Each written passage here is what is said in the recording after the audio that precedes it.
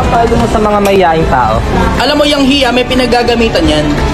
Alam mo, technically, if you put it into consideration, partially ang hiya, emotion yan eh. Emotion yan.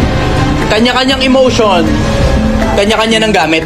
Pagka panahon para tigasan mo mukha mo, dapat tinitigasan mo mukha mo. Pag panahon para magalit, dapat nagagalit ka. Pag panahon para mahiya, dapat nahihiya ka.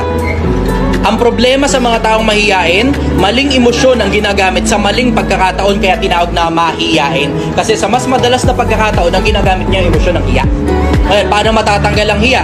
Dumikit ka sa mga taong makakapalang mukha. Ganun lang naman yun eh, diba? Ang hindi ibig sabihin, yung mga taong makakapalang mukha sa paggawa ng kagaguhan, hindi ganun. Ang ibig sabihin, yung mga taong makakapalang mukha na ginagamit nila yung kapal ng mukha nila sa mga bagay na kapakipakinabang, sa mga bagay na pakikinabangan, hindi lang ng sarili nila, kundi ng mga taong nakapaligid sa kanila. Bakit? Kasi ang tawag dun sa English, confidence. Dumikit ka sa mga taong mataas ang confidence, nakakahawa yan. At yan yung mga bagay na gusto mong mahawa. Anong may ipapalo mo sa